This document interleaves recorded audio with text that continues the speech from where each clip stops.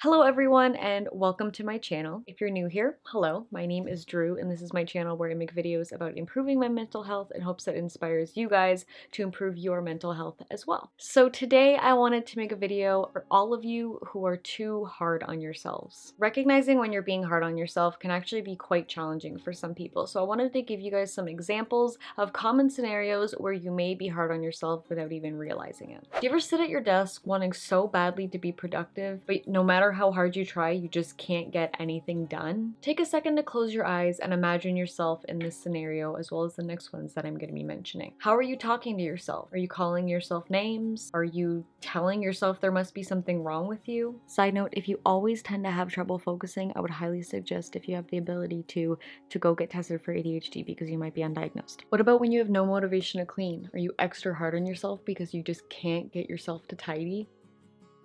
Or when you realize you haven't drank any water today, how would you describe how you feel about yourself in this moment? Whether you're in bed in your PJs or on your mat ready to go, but you just can't seem to convince yourself to work out. Are you having ice cream on your couch with no regrets, or are you beating yourself up, attacking your own appearance, or one than the other? I even took to asking my followers on Twitter about some scenarios where they had been hard on themselves, possibly without even realizing it, and these were some of the answers I got. I am really hard on myself all the time, so examples are many, but what I've been recently working on fixing is the way I ignore everything good/productive I did and only focus on what I couldn't do and mistakes I made, and then convince myself I'm useless based on those. Just a quick trigger warning for this next one. It does involve child death. No details or anything, but I just wanted to let you know. I'm extremely hard on myself around the death of my children. I run different scenarios in my head daily about what I could have done differently to have them both here. I'm also hard on myself about having another because I don't feel I'm good enough. Me and my fiance are constantly hard on ourselves that we can't get each other out of this unbearable living situation with my mom. It was by far the best option when she came to live here last year.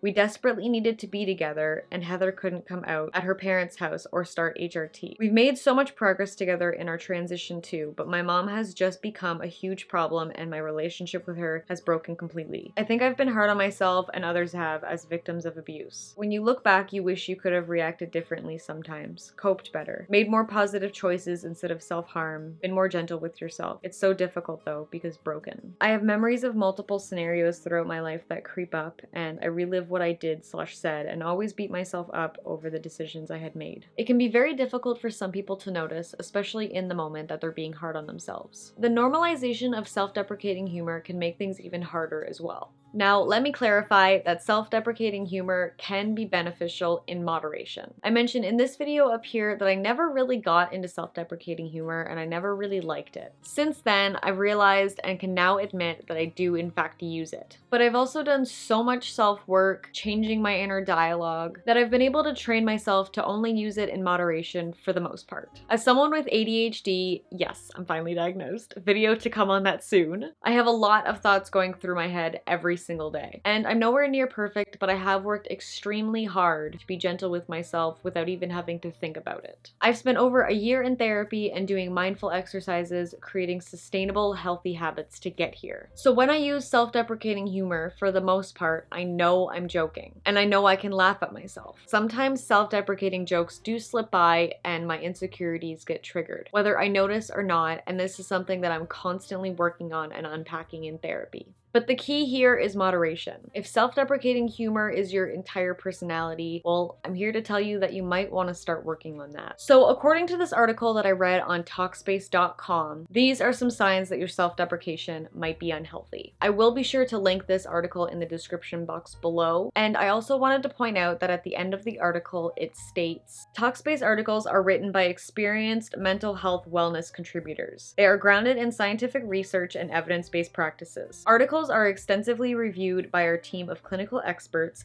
therapists, and psychiatrists of various specialties to ensure content is accurate and on par with current industry standards. Articles contain trusted third-party sources that are either directly linked to in the text or listed at the bottom to take readers directly to the source. So these are the signs. You can't take a compliment, your self-deprecation becomes a reflex, your jokes fall flat, you start self-deprecating when you're alone, and you start believing the punchlines. They do mention some ways of keeping a healthy completely balanced, so be sure to check out that article in the description box below. Now you might be thinking, Drew, why are you talking about self-deprecating humor when you're making a video about being hard on yourself? And I am going to answer that with a question. If having an unhealthy dependency on self-deprecating humor isn't you being hard on yourself, what is it? This was something I asked myself and I still can't figure out an answer. But if you think of something, please leave it in the comments below because I would love to know what comes to mind. While I was doing research for this video, I came across a few articles that gave you some tips and signs that help you to realize that you're being hard on yourself. I'm going to be putting all of them in the description box below, but I did compile a list of signs that I personally have found helpful and others from the articles I just mentioned. So maybe a few will resonate with you and you will realize that you are in fact being hard on yourself. So the list of signs are: you beat yourself up over small mistakes, you expect more from yourself than you do from others, or others' mistakes are understandable but not your own. You rarely prioritize self-care. When someone treats you badly, you blame yourself. You focus on what you haven't accomplished. You compare yourself to others. You think you can never do anything right. You criticize everything about yourself. You tell yourself you don't deserve nice things or that you don't deserve to be nice to yourself. And you feel like you're never enough. If you relate to any of the signs or scenarios I've mentioned today, and you realize you are being hard on yourself, you might find that these next tips that I have personally used and have found to be extremely helpful might help you as well. The first tip is something that I have mentioned previously on this channel and has also been very beneficial for me over the last year. If you're working on being self-aware enough to notice when you are being hard on yourself, ask yourself this question: would I talk to someone I love the way that I talk to myself? Or if a loved one was going through what I'm going through, what would I say to them? Sometimes it's a lot easier to notice that you're being hard on yourself when you imagine someone you love being in your position. With doing that, you're able to see the difference in how you talk to and comfort others versus how you talk to and comfort yourself. Tip number 2 is work on changing your vocabulary. A word that I find very common for people to use against themselves is the word stupid. Over the last year, I've worked on replacing that word with the word silly. It's significantly less harsh, and honestly, stupid is an incredibly degrading and ableist word. So you may not call others stupid, but calling yourself stupid is still extremely mean. Same with idiot, freak, moron, spaz. I know that there are probably more. You all can probably think of a few more yourselves. But in order to work on being less hard on yourself, it's a really good idea to spend some time changing or removing words from your vocabulary. Another word that isn't nearly as damaging as the words I just mentioned, but still something we might benefit from using less, is the word should. This may sound silly, but let me explain. When I first got into therapy, I always said, I should.